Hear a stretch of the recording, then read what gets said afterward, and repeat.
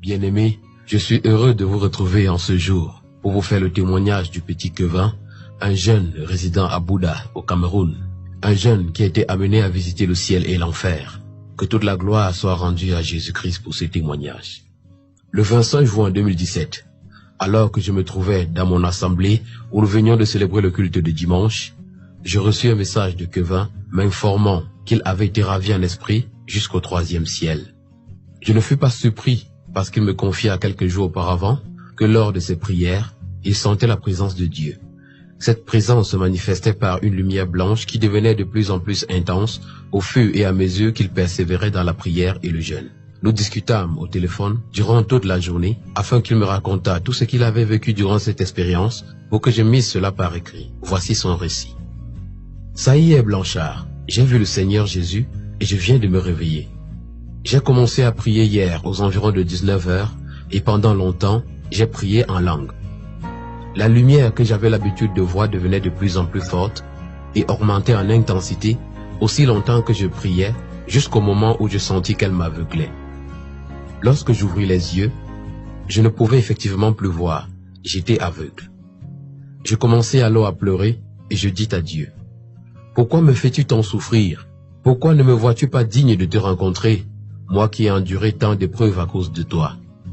Je sentis soudain une grande chaleur et une grande joie envahir tout mon être. Je me mis à m'agiter dans tous les sens et je ne pus faire quoi que ce soit pour y mettre un terme. Ces mouvements étaient incontrôlables. J'entendis une voix qui me dit, « Mon fils, lève-toi. Tu as été fort dans cette épreuve et en aucun moment tu n'as flanché. C'est pourquoi tu mérites des réponses à toutes tes questions et de voir ce que ton cœur désire. Lève-toi. » Je dis ensuite, « Seigneur, rends-moi d'abord la vue. » Et j'ai senti quelque chose me toucher les yeux avec une douceur inégalable. C'était différent du toucher humain. Je commençai à voir et je vis un être très beau qui se tenait devant moi.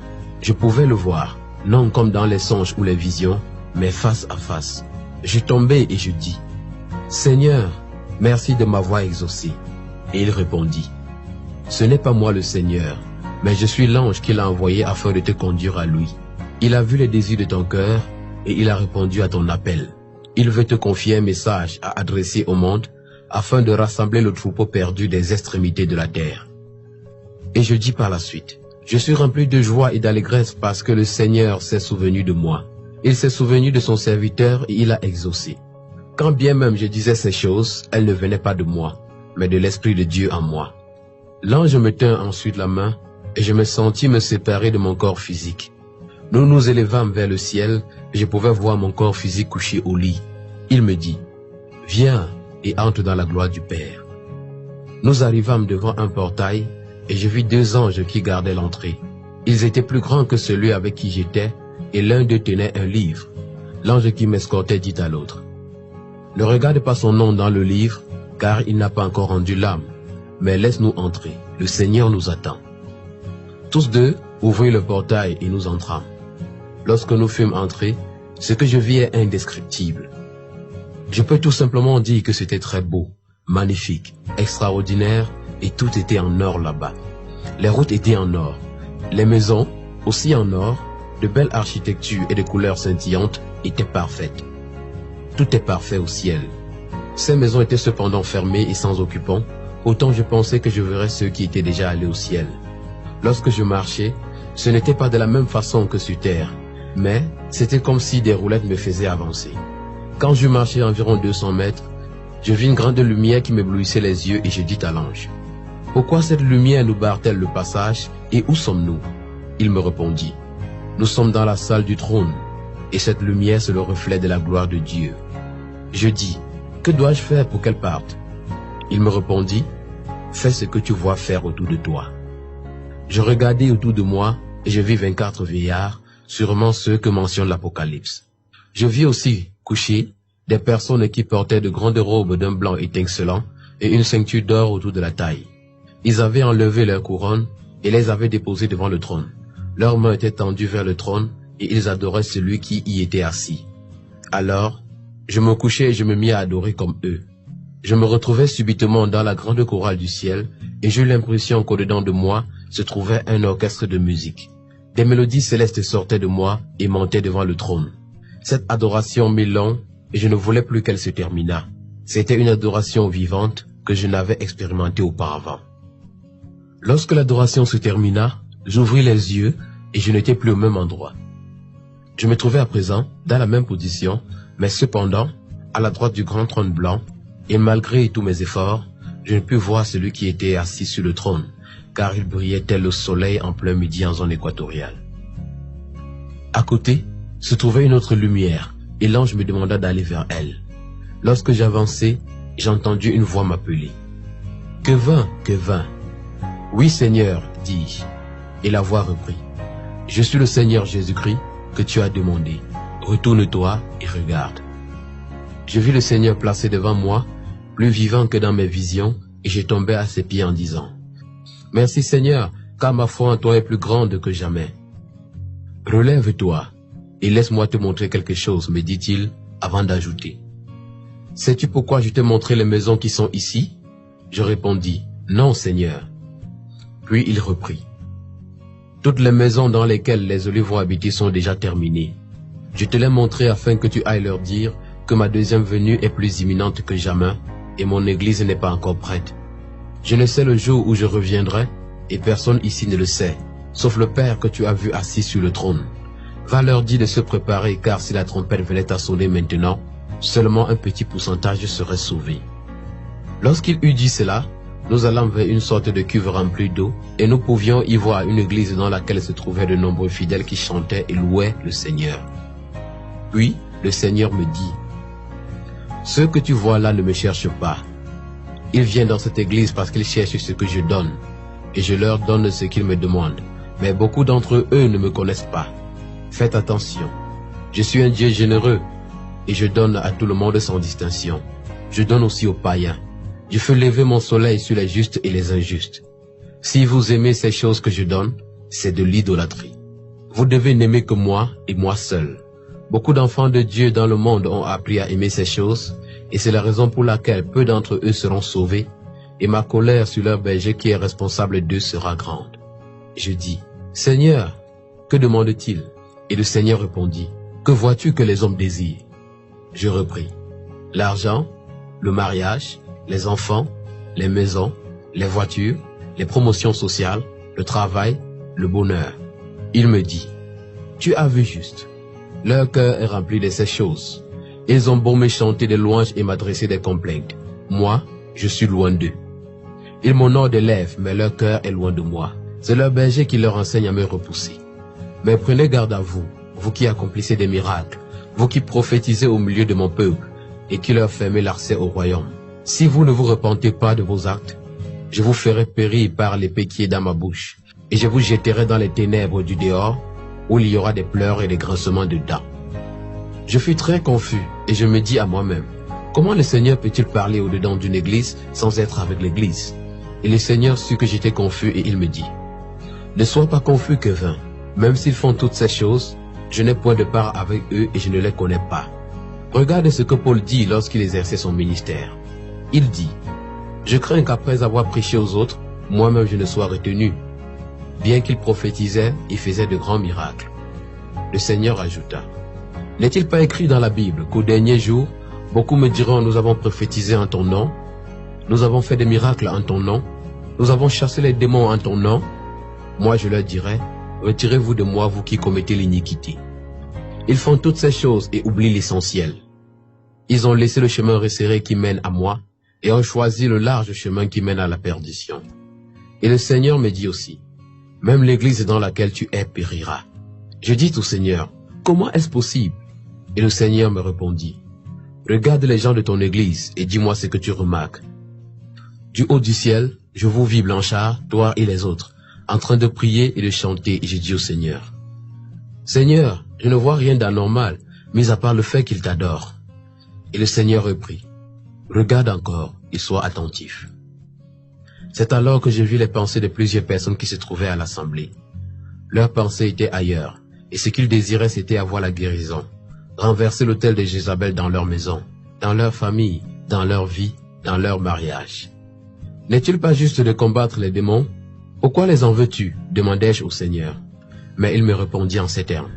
Ils veulent détruire l'autel de Jézabel pour améliorer leur vie, leur mariage, leur famille, leur maison. Ils ne comprennent pas que je ne suis pas venu améliorer leur vie, mais que je suis venu leur donner l'accès au royaume des cieux. Ils ne cherchent pas le royaume des cieux, mais plutôt à améliorer leur vie sur terre. Ils ne désirent pas le royaume, mais ils désirent une vie épanouie, mais je vous le dis. Les véritables enfants de Dieu ne désirent pas ces choses. Ce sont les païens qui les recherchent. Les véritables enfants de Dieu désirent connaître leur Père et avoir son royaume. Je vous le dis, vous devez être différents des païens en toutes choses, pour être enfants de Dieu, même dans la manière de se vêtir. Or, regarde ceux de ton église. Regarde comment ils sont vêtus. Ils portent des vêtements des païens. Ils ont sur le corps des instruments du malin. Ce serait vraiment triste pour une personne d'être refusée d'entrer dans le royaume des cieux à cause de son habit, de sa chaussure, de sa coiffure. Faites attention.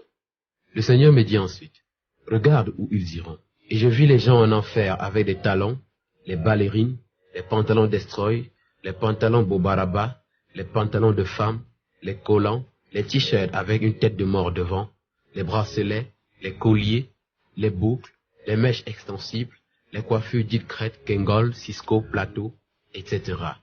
Le Seigneur me dit, sais-tu d'où toutes ces choses proviennent? Je répondis, non Seigneur. Et il répliqua, toutes ces choses proviennent du malin, et il les utilise pour séduire mon peuple. N'est-il pas écrit dans la Bible, les femmes ne doivent pas porter les vêtements d'hommes? Pourquoi ignorez-vous cette parole? Pourquoi vous occupez-vous de votre corps qui va retourner à la poussière, et négligez-vous votre âme qui périra pour toujours en enfer? Votre âme n'est-elle pas plus importante que votre corps? Beaucoup d'entre vous, en ces temps de la fin, ont l'intelligence voilée. Priez afin d'avoir le discernement. Aujourd'hui, mes serviteurs, au lieu de prêcher ces choses pour sauver les âmes, prêchent ce que les hommes aiment entendre. Je te le dis, ils auront leur récompense. Si vous prêchez ce que j'ai demandé, beaucoup quitteront vos églises et s'en iront. Mais aujourd'hui, vos églises sont remplies de païens. À quoi sert-il de gagner le monde et de perdre son âme? Retirez le moindre péché au milieu de vous, et séparez-vous de tout ce qui est impur, car seuls les saints hériteront du royaume des cieux. Ce que mes vrais serviteurs doivent prêcher aujourd'hui, c'est le péché et rien d'autre. Ils doivent centraliser leur évangile sur le péché, car les premières choses sont passées. Ils doivent se préparer pour le royaume qui vient, en se détournant du péché. Vous devez être justifiés dans le moindre de vos actes. Le Père m'a envoyé dans le monde pour donner la vie au monde et annoncer le royaume des cieux, et j'ai aussi envoyé mes serviteurs faire l'œuvre que le Père m'a confiée. Mais, aujourd'hui, ils ne continuent plus mon œuvre. Je sais qu'ils peuvent encore changer. C'est pourquoi je t'envoie vers eux. Va leur donner mes avertissements. Dis-leur que tout est déjà prêt et que je viens déjà. Le Seigneur me dit encore, viens que je te montre autre chose. Le Seigneur dit, tout ce qui est extravagant est mal à porter. Le Seigneur ajouta, toute église qui n'a pas pour mission d'aller au ciel est une église païenne. Toute église qui ne prêche pas le royaume des cieux, qui ne se prépare pas à mon retour, est une église païenne. Sachez donc à présent dans quelle église vous êtes. Vous devez être saints, afin de refléter votre Père qui est saint. Vous devez être saints parmi les hommes, me dit-il. Le Seigneur ajouta encore, débarrassez-vous de l'idolâtrie de vos cœurs. Je suis un Dieu jaloux. S'il y a quelque chose qui dispute la place avec moi dans votre cœur, je serai le premier à partir. Je ne veux pas 90% de votre amour, ni même 99%. Mais je veux tout votre amour et toute votre affection. Beaucoup de chrétiens ne seront pas sauvés à cause de l'idolâtrie des cœurs. Le Seigneur me montra ensuite 5 serviteurs qui priaient et chantaient dans une église. Le premier dit, « Je déclare par le feu que tout esprit de pauvreté qui bloque mes affaires soit consumé au nom de Jésus. » Le second priait ainsi, « Que tout autel de Jézabel qui a été placé dans mon foyer pour bloquer l'enfantement soit consumé par le feu au nom de Jésus. » Le troisième disait ceci, « Je plonge toutes mes affaires, ma famille, mes enfants, ma santé dans le sang de Jésus, et que tout esprit démoniaque qui a pris place dans n'importe quel secteur que je viens de citer soit consumé par le feu au nom de Jésus. » Le quatrième dit, « Je déclare que les plans diaboliques tissés par Satan, placés contre moi dans toutes choses que je vais entreprendre, soient détruits au nom de Jésus. » Voici la prière du 5e. « Seigneur, donne-moi la richesse et détruis tout esprit de pauvreté dans mon travail, parce que l'or et l'argent t'appartiennent, et parce que, Seigneur, lorsque je donne mon offrande, je donne toujours plus que je n'en ai, et je paye toujours mes dîmes. Le Seigneur me demanda, Quevin, lequel de ces serviteurs penses-tu avoir fait une bonne prière? Et je répondis, je pense, Seigneur, que le quatrième a bien prié. Mais le Seigneur me dit, en vérité, je te le dis, aucun d'eux ne m'a adressé une bonne prière. Je repris, mais Seigneur, où est le problème dans sa prière? Il veut juste que ses entreprises marchent. Et le Seigneur d'ajouter, si tout ce qu'il entreprend n'est pas pour me servir, c'est de l'idolâtrie. Le cinquième me demande de l'argent. Mais si cet argent n'est pas pour être mis à mon service, mais plutôt pour remplir son ventre, c'est de l'idolâtrie. Le premier veut que je détruise tout esprit de pauvreté dans ses affaires, mais si ces affaires qu'il mène ne sont pas pour mon service, c'est de l'idolâtrie.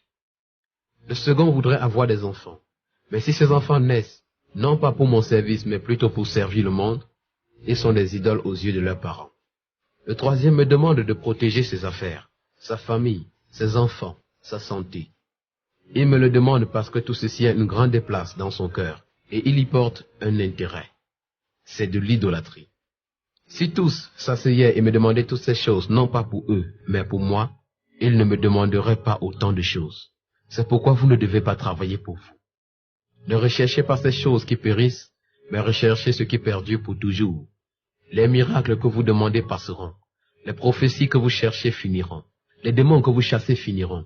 Les enfants que vous demandez périront. Le mariage que vous demandez passera. Vos corps que vous entretenez périront. Mais la foi, la charité, l'amour, la parole de Dieu, la persévérance ne périront jamais. Si vous vous attardez encore sur ces choses qui périssent, vous êtes encore charnel, car l'homme spirituel ne s'attarde que sur ce qui est spirituel, et ce qui est spirituel est éternel. Le Seigneur me dit par la suite, va rassembler le troupeau perdu des extrémités de la terre. Va et retrouve les tiens. Recommence à te nourrir, et je te révélerai d'autres choses lorsque le moment viendra. L'ange qui m'escortait tint ma main, et je me retrouvai dans ma chambre, couché. L'expérience que je vécus dura 15 heures de temps, de 20 heures le 24 juin à 11h40 le 25 juin. Je fis donc au total 14 jours de jeûne sans manger, afin de voir notre Seigneur Jésus. J'attends le prochain enlèvement avec impatience. Ce message de Jésus, reçu dans la nuit du 24 au 25 juin 2017 par Quevin, jeune garçon de 17 ans, faisant ce premier pas dans la foi, montre clairement que ce qu'il a caché au grand, il l'a révélé au plus petit. Que toute la gloire soit rendue à Jésus-Christ pour ce témoignage.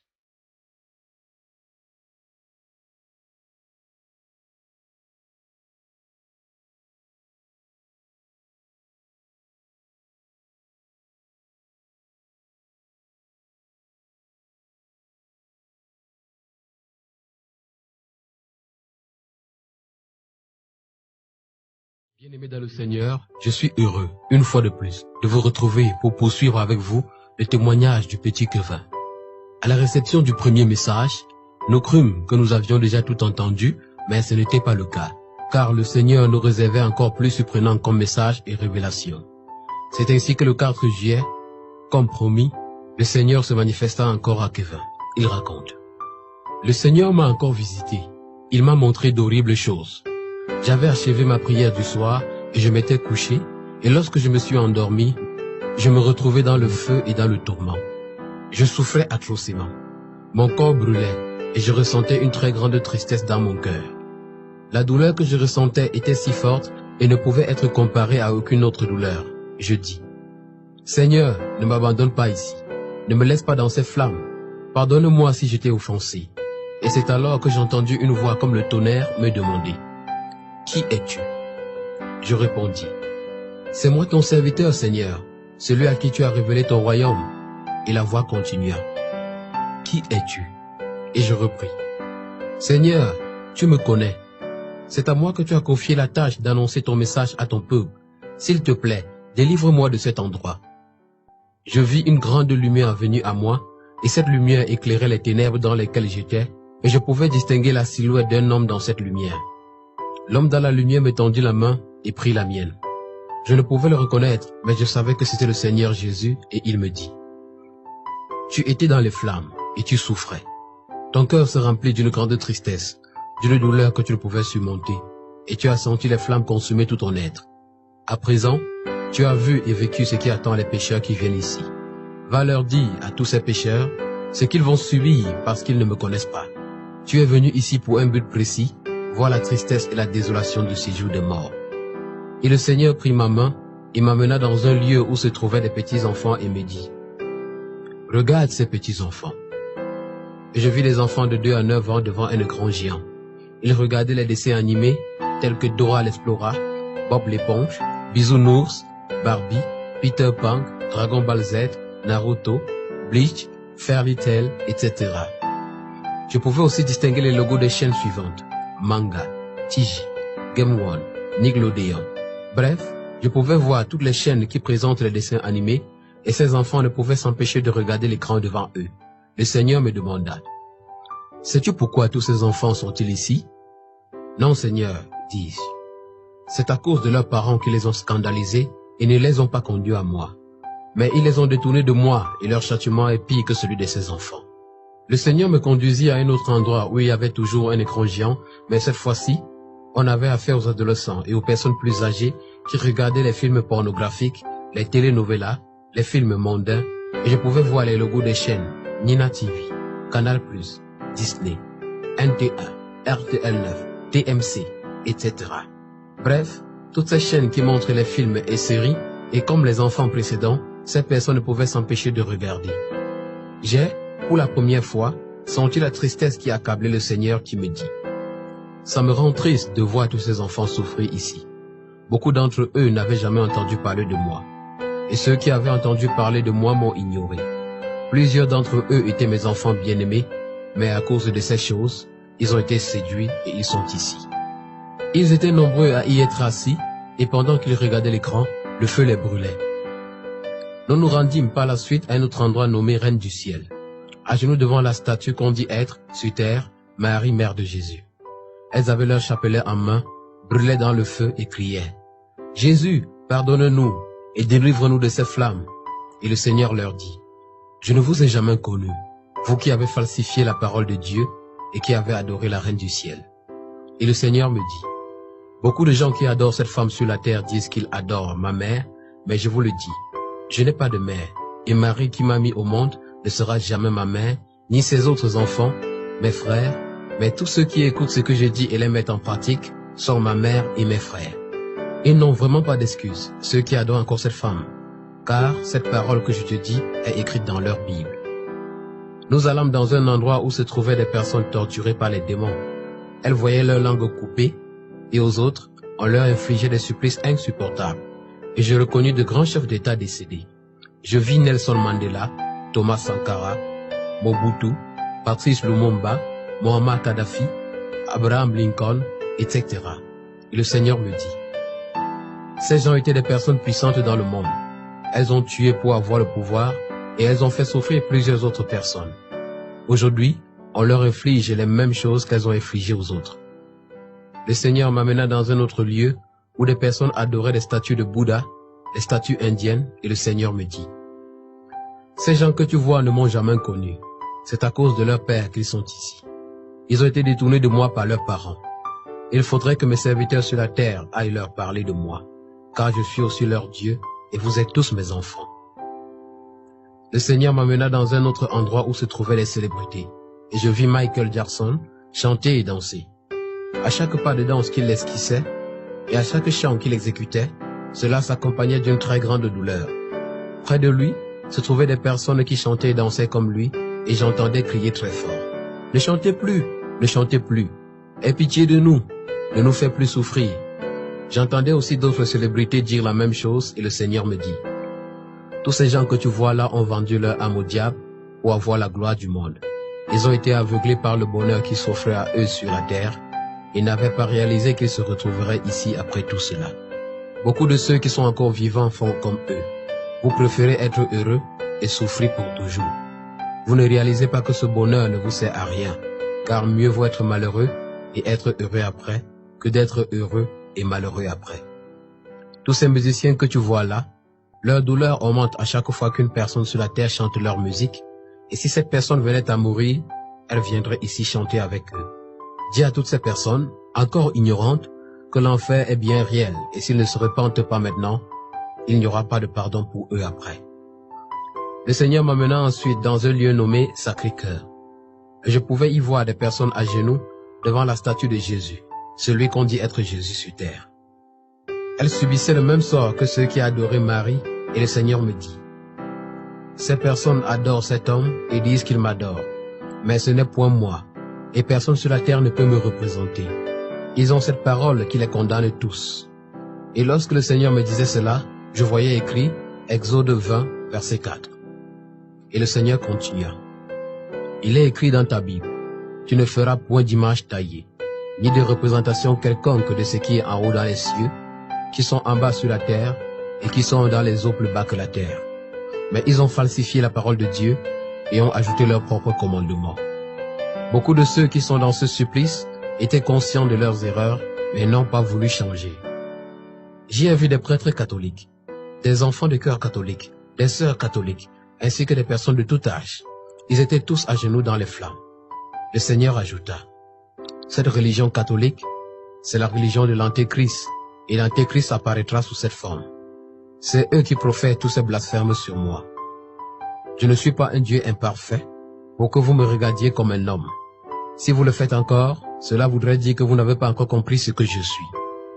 Pour comprendre ce que je suis, vous devez me chercher, non pas physiquement, mais spirituellement. L'intelligence de beaucoup est voilée. Priez pour avoir le discernement. Moi j'ai vu le Seigneur, et il n'a rien de ce Jésus qui est représenté aujourd'hui sur terre. Et le Seigneur m'a dit, tout ce que je t'ai montré, c'est ce que tu devais savoir. Il y a beaucoup d'autres endroits de supplice que je ne t'ai pas montré, mais ce que tu sais est suffisant pour que beaucoup se répandent. Nous avons quitté cet endroit, et je me suis retrouvé dans un jardin magnifique, avec une vaste étendue d'herbes et de très belles fleurs. Et je pouvais voir la vie couler dans toutes les plantes de ce jardin. Je vis aussi des oiseaux radieux qui chantaient de belles mélodies, et je vis le Seigneur assis dans ce jardin, et il me dit, « Viens et allonge-toi ici. » J'allai et je m'allongeai sur sa poitrine. Il me tint dans ses bras et me dit, « Je t'ai fait vivre ce qui attend les élus qui vont m'abandonner. » Et je dis, « Seigneur, c'est si horrible et douloureux d'être là-bas. S'il te plaît, pardonne-leur. » Et le Seigneur me dit, « Je ne peux rien faire pour eux s'ils ne changent pas. » Je repris, « Seigneur, il faut que je convainque le maximum d'entre eux de changer, car je ne voudrais pas qu'ils aillent là-bas. » Et le Seigneur me dit, « Beaucoup te rejetteront et ne te croiront pas, parce qu'ils ne croient pas que ces choses sont réelles. C'est pourquoi seuls ceux qui auront la foi seront sauvés. Toi, si je ne t'avais pas montré ces choses, tu n'aurais pas cru, mais heureux ceux qui n'ont pas vu, mais qui croient. » Et moi ensuite d'ajouter, « Seigneur, je comparais ce que les gens disaient à ce que tu as dit. » Le Seigneur me reprit, « C'est parce que tu jugeais ces choses avec ton intelligence, quoique tu te servais de ta Bible, mais c'est avec l'Esprit de Dieu que vous confirmez si ces choses viennent de moi. Les hommes utilisent leur intelligence pour me comprendre, mais ils ne le peuvent pas sans l'Esprit de Dieu. Les pharisiens connaissaient les Écritures qui parlaient de moi, mais ils n'ont pas cru en moi, parce qu'ils n'avaient pas l'Esprit de Dieu en eux. Regarde mes mains, mes pieds, et regarde mon côté. Sais-tu pourquoi je garde ces marques? » Et je dis, « Oui Seigneur, je pense que c'est pour prouver à ceux qui te voient que c'est bien toi, car tu n'as pas changé, et que ce n'est pas facile de te remarquer sans ces marques. » Et le Seigneur d'ajouter, « Oui, tu as vu juste, mais ce n'est pas tout à fait ça. C'est pour que lorsque je reviendrai, ces marques servent de témoignage qu'ils m'ont vraiment crucifié, le Fils de l'homme.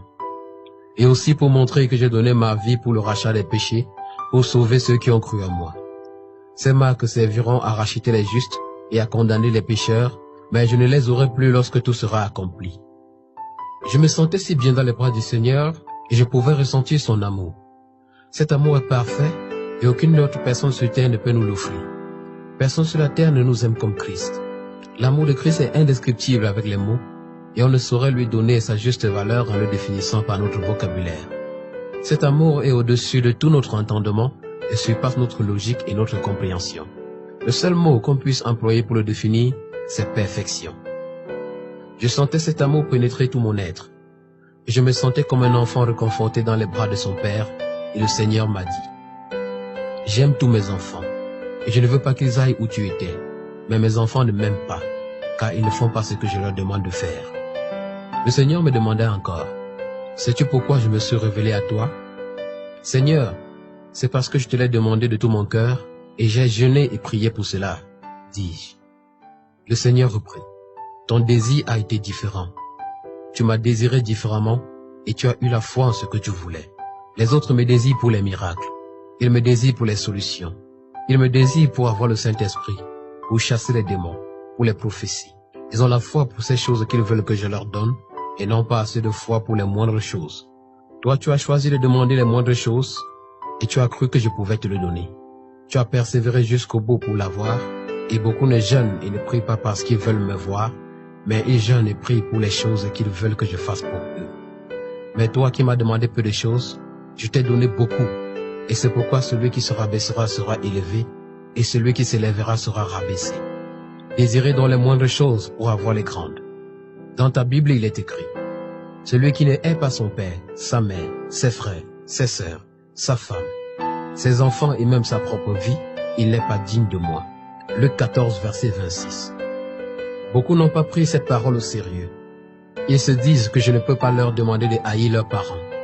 Moi qui ai dit honore ton père et ta mère, mais ce que je t'ai dit apparaît 3 fois dans la Bible. Et cette parole est bien sortie de ma bouche.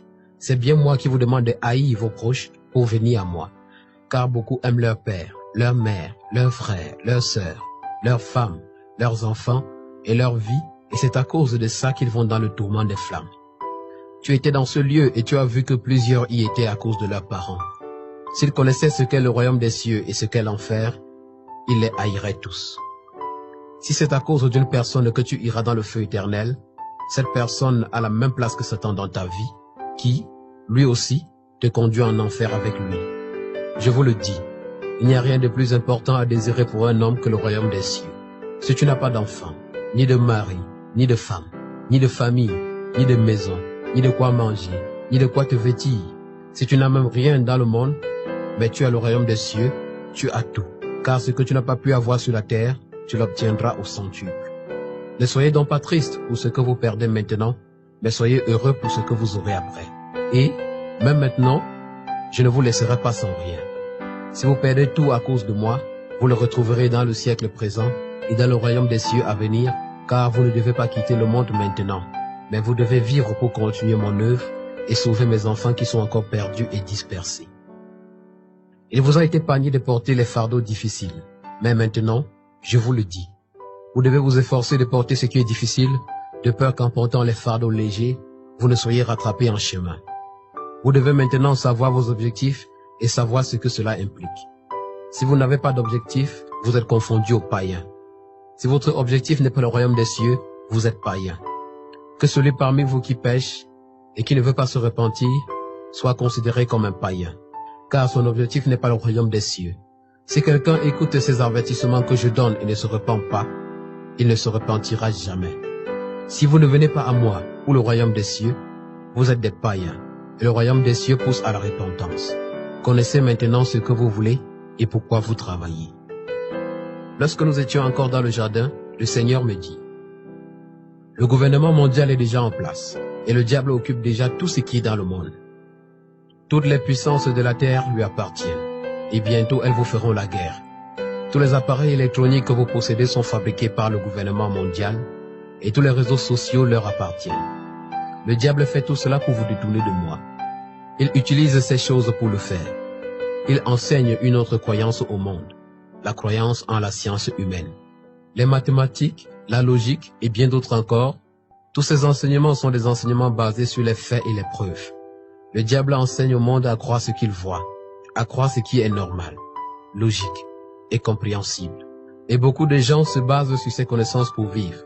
Mais je vous le dis, les choses de Dieu sont une folie, incompréhensible, pas logique, pas normale et irrationnelle pour les hommes. C'est pourquoi beaucoup ne croient pas en moi et beaucoup perdent leur foi à cause de ce que le monde vous enseigne. Vous ne devez pas vous détourner de moi à cause de ces choses qu'on vous enseigne. La science des hommes ne peut expliquer les œuvres de Dieu. La pensée des hommes est contraire à celle de Dieu. Cet enseignement que vous recevez du monde ne doit pas être pour vous une occasion de chute. Soyez instruits, mais ne croyez pas ces choses qu'on vous enseigne. Que ces choses n'affectent pas la foi qui est bâtie sur la parole de Dieu. Les choses du monde sont mauvaises, mais ça ne doit pas être une barrière pour mon œuvre. Utilisez s'il est nécessaire pour mon œuvre pour sauver mes enfants. Si vous possédez quelque chose de mauvais, utilisez-le pour faire quelque chose de bien. Beaucoup de mes enfants sur terre aiment encore les choses du monde, et vous persistez à faire comme ceux du monde. Je t'avais dit que les habits que vous avez, vous ne devez pas les porter, mais tu continues à mal te vêtir. Je demandai au Seigneur, qu'est-ce qui est mal dans mon habillement? Et il répondit, je vais encore te montrer ces habits païens. C'est alors que je vis que je portais encore les pantalons jeans, et il me dit, si vous aimez encore ces choses, vous n'avez pas l'amour du Père en vous. Cette fois, je vis les serviettes hygiéniques que les femmes utilisent lorsqu'elles saignent, et il reprit. Dans le siècle présent, Satan se sert des idées, de la morale, de la philosophie, de la psychologie, des plaisirs, des gouvernements, de la culture, du système éducatif, de la science, de l'art, de la médecine, de la musique, du système économique, des divertissements, des médias, de la religion, des sports, du monde tout entier pour s'opposer à Dieu, à son peuple, à sa parole et à sa justice. Lorsqu'il me parlait, je voyais 1 Jean 2, versets 15 à 16, et il me dit, beaucoup ignorent cette parole. Les enfants doivent prendre conscience que derrière chaque entreprise humaine, il y a un esprit ou une puissance qui agit contre moi. Ces dîmes ou ces habits du monde que vous portez proviennent de ces entreprises du monde. Le monde, c'est aussi tous les systèmes religieux, humains, toutes les organisations et les églises chrétiennes et mondaines qui ne se conforment pas à l'enseignement de ma parole. Satan est le Dieu de ce siècle qu'il contrôle avec son ordre d'esprit mauvais. Ses enfants sont les fils de ce siècle, les enfants de la rébellion, qui refusent de se soumettre à la vérité qui dénonce le mal. Le monde et l'Église véritable sont opposés l'un de l'autre. Le monde est sous la domination de Satan et l'Église m'appartient, elle est sous ma domination. Ainsi, vous mes enfants, vous devez être à part car vous êtes étrangers dans le monde. Vous devez vaincre le monde, haïr le mal, mourir au monde et être délivrés par moi. Aimer le monde détruit votre communion avec moi et détruit votre vie spirituelle. Vous devez publiquement dénoncer les œuvres de ce monde, car vous êtes le sel et la lumière du monde. Vous devez amener mes enfants à moi en leur disant la vérité. Le monde sera pour vous, mes enfants, une source de difficultés, de haine, de persécution et de souffrance, mais tout cela n'est que temporaire, car le monde et tout ce qu'il renferme sera détruit. Après cela, le Seigneur prit ma main et m'amena dans un autre lieu. Il avait autre chose à me montrer. Je me retrouvai à gravir des marches d'escalier, et nous arrivâmes devant un portail, et nous entrâmes et le Seigneur me dit, « La première fois que tu es entré ici, tu es entré par l'ouest, et cette fois-ci, nous sommes entrés par le sud. » Lorsque nous fûmes entrés, nous étions dans une autre cité, et nous marchions sur une route en nord. Après une courte distance de marche, je vis des ouvriers qui travaillaient et le Seigneur me dit, « Ces personnes que tu vois là sont des anges qui construisent la maison des élus. Regarde et dis-moi ce qu'ils font. » « Ils tournent le béton, dis-je. Regarde et dis-moi quel est le matériau qu'ils utilisent, répliqua-t-il. Et je dis, c'est de l'or pur, Seigneur. Et les maisons y étaient très belles, plus belles et plus luxueuses que celles que le Seigneur me montra précédemment. Et le Seigneur me dit, le matériau utilisé pour construire la maison des élus, c'est de l'or pur. Comment cela se fait-il que mes serviteurs ont donné l'impression à la terre que je suis un Dieu tellement irresponsable, incapable de financer moi-même mon œuvre sur la terre? Et puis, le Seigneur ajouta, si le président te confie une course à faire et ne te donne pas de l'argent pour le faire, es-tu obligé de demander de l'argent passant pour faire la course? Comment réagiront-ils? Je répondis, ils ne me croiront pas, Seigneur. Ils diront, comment est-ce que le président peut-il te confier une course sans te donner de l'argent pour le faire? Et le Seigneur me dit, c'est aussi ce que font mes serviteurs. Ils vont partout dire que c'est moi qui les ai appelés et envoyés, mais que je ne leur ai pas donné l'argent pour faire le travail que je leur ai demandé de faire. C'est pourquoi ils développent toutes sortes de manières pour prendre l'offrande. Parfois, lorsqu'ils font cela, j'ai envie d'ouvrir le ciel et de crier, ne les écoutez pas, je ne les ai pas envoyés. Dans vos églises, il y a toutes sortes d'offrandes. Offrandes générales, offrandes spéciales, offrandes de partenaires, et j'en passe. Et lorsqu'ils viennent à l'autel prier, ils disent, Seigneur, nous commandons au vent du sud, au vent du nord, d'apporter l'argent. C'est ainsi qu'on leur apprend à faire dans leurs écoles de formation, et c'est ça le premier problème. Dans leur ministère, il n'y a jamais mon nom écrit dans les sources d'entrée d'argent. Lorsqu'ils organisent quelque chose, ils ne me demandent pas de l'argent, mais demandent aux fidèles. Et j'ajoutai par la suite, Seigneur, nous savons que lorsque les fidèles donnent, c'est toujours toi qui donnes. Le Seigneur me dit, non, vous pouvez faire ces choses vous-même. Vous n'avez pas besoin de moi pour prendre de l'argent dans vos différents ministères, et vous le faites sans moi. Dans vos prévisions d'argent, il n'y a jamais mon nom écrit quelque part. Mes serviteurs ont appris une mauvaise théologie de l'argent. On leur a appris de ne jamais me demander de l'argent parce que je ne donne pas de l'argent aux gens. Que je ne fabrique pas de l'argent ici au ciel pour vous donner, et que si vous me demandez de l'argent, je vous donnerai du travail. Qui a mis l'argent dans la bouche du poisson que j'avais demandé à Pierre de pêcher? Et je répondis, mais Seigneur, tu l'as envoyé dans ce qu'il connaissait, dans son travail, pour trouver de l'argent. Si tu avais voulu lui donner de l'argent, tu l'aurais mis dans sa main. Et le Seigneur reprit, comprends bien. Je n'avais pas demandé à Pierre d'aller pêcher 100 poissons et de fouiller leur ventre afin de retirer de l'argent, mais j'avais dit, lance l'hameçon. Le premier poisson que tu pêcheras, ouvre sa bouche. Prends l'argent qui s'y trouve et serre-t'en pour payer l'impôt. Et je repris, mais pourquoi, Seigneur, n'avais-tu pas mis l'argent directement dans sa main ou dans sa poche? Et le Seigneur ajouta, c'est parce que comme toi, Pierre n'y comprenait rien et je ne voulais pas le scandaliser. Si l'argent venait de ma main ou de sa poche, il allait le jeter et fuir. Si vous êtes en train de prier et que l'argent se met à tomber du ciel, quelle sera votre réaction? Nous allons tous sortir et fuir, Seigneur, répondis-je. Et le Seigneur reprit, c'est aussi ça votre problème. Vous croyez plus en la puissance de Satan qu'en la mienne. Il est écrit dans la Bible que l'oiseau apportait à Élie du pain et de la viande, et cet oiseau était un corbeau. Combien parmi vous, s'ils prient pour me demander du pain et voient un corbeau s'approcher d'eux avec de la nourriture, ne vont-ils pas croire que c'est l'œuvre du diable et invoquer le feu sur mon corbeau? Vous croyez en Satan plus que vous ne croyez en moi. Je n'ai pas mis l'argent dans la main de Pierre, parce que quand bien même j'ai fait descendre la nappe du ciel, il m'a résisté. Cela est écrit dans votre Bible. Vois-tu, si j'avais mis l'argent dans sa main, je l'aurais perdu. Les enfants de Satan qui sont dans les sectes et qui font les pertes avec lui, ne reçoivent-ils pas de leur maître des serpents qui leur donnent de l'argent? Si Satan peut faire cela avec ses enfants, est-ce que le Dieu qui a créé le ciel et la terre ne peut-il pas faire autant? C'est parce que mes serviteurs m'ont coupé de la source de provision d'argent qu'ils se battent pour avoir. Et je m'assure toujours que l'argent que vous avez ne suffise jamais pour faire ce que vous avez à faire. Il n'y a aucun homme de Dieu sur la terre qui a dans son panier de dîmes et d'offrandes l'argent nécessaire pour faire l'œuvre que le Seigneur lui a demandé de faire. Et je m'arrange toujours que ce soit ainsi, afin que vos yeux et votre confiance ne soient pas dans votre panier d'offrandes, mais afin qu'ils soient en moi. Je veux que vous fassiez votre ministère en regardant vers moi, que vous fassiez votre ministère les yeux levés vers le ciel. Est-ce possible de regarder au ciel et sur la terre au même moment? Est-ce possible de regarder au ciel avec un œil et de regarder sur la terre avec l'autre? Vous ne pouvez pas me demander et demander aux hommes à la fois. Soit vous me demandez, soit vous demandez aux hommes. Donc, à chaque fois que vous regardez aux hommes, ne dites pas que c'est à moi que vous regardez. Si vous me parlez à moi, plus que vous ne parlez aux hommes, je leur ferai faire pour vous ce que vous ne pouvez leur faire faire quand c'est vous-même qui leur parlez. J'ai encore des anges qui marchent sur la terre afin de financer mon œuvre, mais vous ne leur faites jamais appel. Vous n'avez jamais eu accès à ces anges parce que vous n'y croyez même pas. Jusqu'à ce que vous changiez votre théologie d'argent, vous n'aurez jamais accès à ces anges. Je t'ai révélé un jour qu'il était temps pour la provision miraculeuse, mais tu n'avais pas compris ce que je voulais par là dire. Maintenant tu le sais. Il est temps que je finance moi-même mon œuvre. Cette provision miraculeuse ne viendra pas de l'offre ou des dîmes, mais c'est moi-même qui vous donnerai l'argent dont vous aurez besoin. Pendant mon ministère sur la terre, je n'ai jamais pris l'offrande.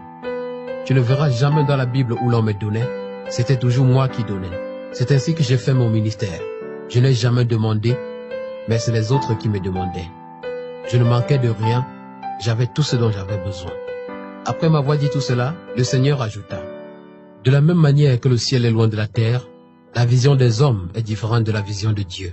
Va dire aux gens que l'enfer existe vraiment et que s'ils ne se repentent pas, ils iront tous là-bas. Dis-leur de faire attention et d'enseigner ma parole avec sainteté. Que celui qui croit être debout craigne de tomber. Ce que j'attends de vous, c'est d'ouvrir les yeux des aveugles, des païens, des chrétiens, pour amener les âmes au ciel. Arracher leurs âmes de l'obscurité. Dis-leur que je suis prêt à faire de grandes choses dans leur vie. Faites-moi confiance. Vous êtes mes enfants bien-aimés. Tous ceux qui vous insulteront, vous régneront, vous persécuteront et vous feront souffrir, vous infligeront toutes sortes de mauvaises choses à cause de mon nom. Pardonnez-leur et priez pour eux. Je vous aime beaucoup. C'est pourquoi il est temps, si vous m'aimez, de prêcher la bonne nouvelle aux brebis perdues. Dis-leur de ne plus aimer le monde, de ne plus porter les choses du monde. Enseignez la sainteté. Je vous aime beaucoup et je sais que vous allez le faire. Prêchez aux jeunes, aux hommes, aux femmes et aux chrétiens de se repentir. Ne soyez pas orgueilleux. Humiliez-vous et je vous montrerai de grandes choses. Je suis le Dieu vivant, je suis le Père, je suis le Fils, je suis le Saint-Esprit, je suis l'Alpha et l'Oméga, le premier et le dernier, celui qui est, qui était et qui vient. J'ai vaincu la mort, je vis pour des siècles des siècles. Je suis le Dieu véritable, moi, Jésus de Nazareth, et je serai avec vous jusqu'à mon avènement. Je vous aime beaucoup. Repentez-vous, repentez-vous. Désormais, je me tiens à la porte. Tout ce que vous faites, j'entends et je vois. Fuyez la colère qui vient et accrochez-vous à moi. Chers frères et sœurs en Christ, le Seigneur lui-même a été clair et cette parole est très édifiante. Il nous aime tellement et ne nous demande que de nous repentir et de nous accrocher à lui. Il a dit, si quelqu'un écoute ses avertissements et ne se repent pas, il ne se repentira jamais. Alors, qu'attendons-nous pour le faire? Ce message est adressé à tous, tel qu'il l'a mentionné. Toi, chrétien, tu n'es pas à l'abri. Redresse ton chemin, réveille-toi et marche droitement vers le royaume des cieux. Nul besoin de faire quelconque commentaire ou appuyer ce message si clair. Ce que le Seigneur montra à Kevin, il l'a montré à plusieurs autres. Mais cette fois-ci, je pense qu'il a été très explicite. Je nous exhorte à nous lier à la parole de Dieu, car elle est une lampe à nos pieds et une arme puissante entre nos mains. Mon peuple périt faute de connaissance, Osée 4:6. Celui qui ignore la parole est à la merci du malin. Le Seigneur nous l'a dit, il est à la porte, il vient, soyons prêts, ouvrons-lui notre cœur. Soyez bénis au nom de Jésus.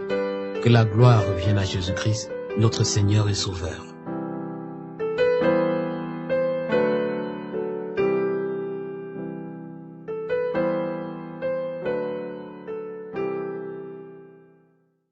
Bien-aimé dans le Seigneur, je suis...